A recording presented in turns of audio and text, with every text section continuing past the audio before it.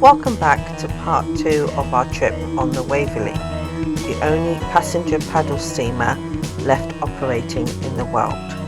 So this cruise is unique for us and special as it celebrates Grandpa's 80th birthday. This was part of his birthday present. And you left us on the last vlog where we were at Southend. We were just docking at Southend. This was supposedly where we were meant to disembark. However, I went to speak to the lovely man that was on the tannoy and managed to get us to stay on the whole day. So we had the cruise up out to the North Sea and back down the night cruise back to Tower Bridge in London. So this trip extends to being a whole day trip, all day on the Waverley, and we are delighted by going as far out to the North Sea as we can get in this vlog and getting some historical insights on this trip. And on our return, which will be the next trip, will be the night cruise back to Tower Bridge.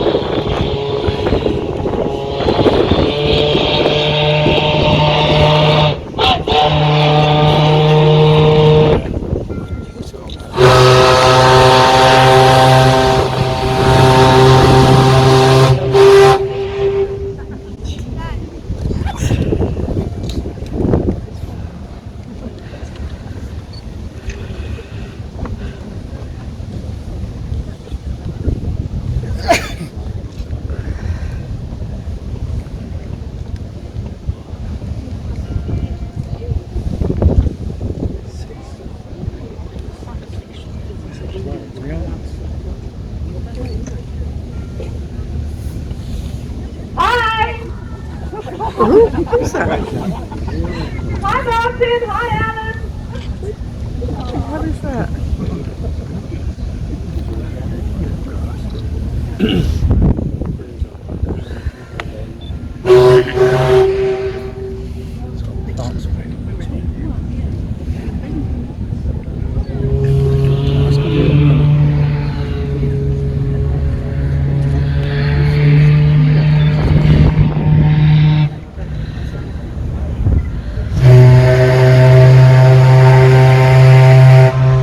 Our tune's louder than your tune. Be quiet, woman.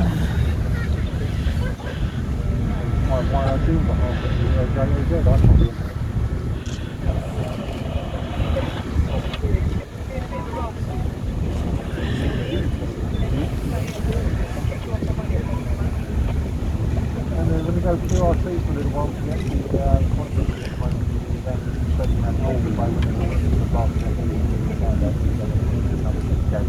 Look as we go past these towers, look how beautifully those legs line up. Look at that precision engineering. Considering these were sunk. That steam tug that you've got over there actually brought those towers out and positioned them in 1943.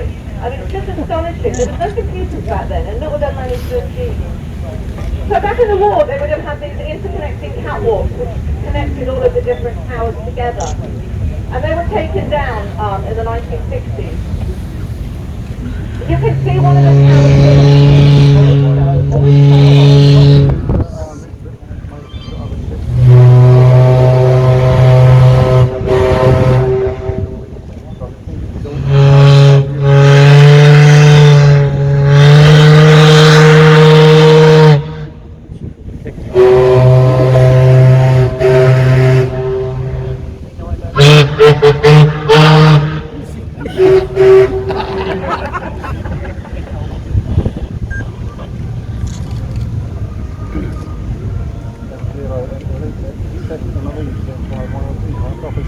Brilliant, absolutely brilliant. Ladies and gentlemen, there's something you ought to know as well, that there are no other sets of military towers like this on the planet today. So you guys are the only people on planet Earth at this moment in time that are looking at this, nobody else, and that's really special, I think. Absolutely magical.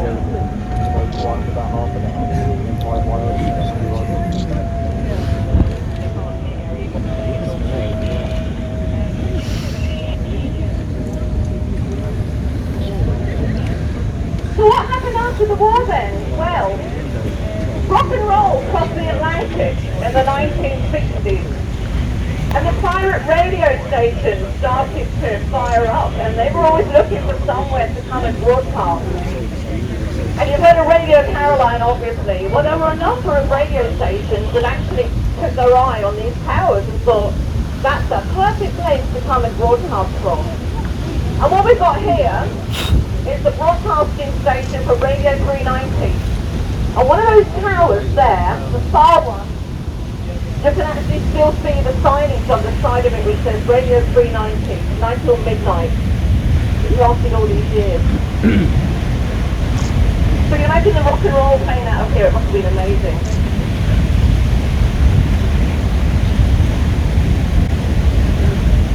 And then we'll go across to Shivering Sand shortly. And there'll be more pirate radio stories from there to come as well. But then the good old British government decided they wanted to actually shut down all the broadcasting. So they brought in the Broadcasting Act in the 1960s and all the radio stations were shut down, which meant the towers were abandoned again. So there they were, left out here in the estuary with nobody.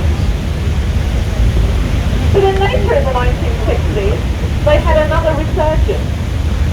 When Patrick the Jewers came out here with Danger Man. They filmed a series out here, a story called Not the Jolly Roger, which was actually filmed out on West End Towers. Patrick said it was the most miserable time he ever spent filming. Sleep. He was out here in the winter. It was freezing cold and he couldn't wait to get back onto land again. He made it. They filmed their film Trading in Space out here. That was also filmed on West End Towers. And then Doctor Who came out here in 19 1938.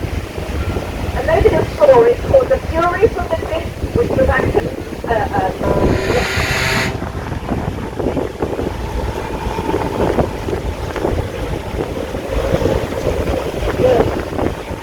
the doctor at the time was a guy called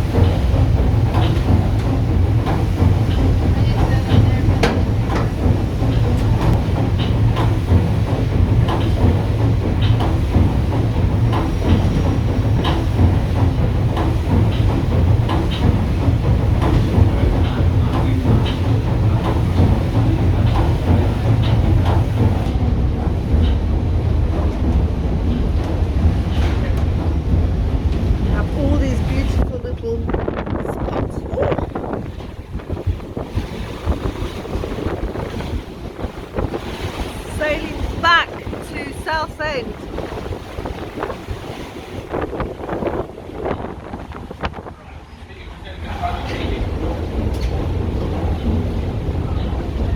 Got the lounge there.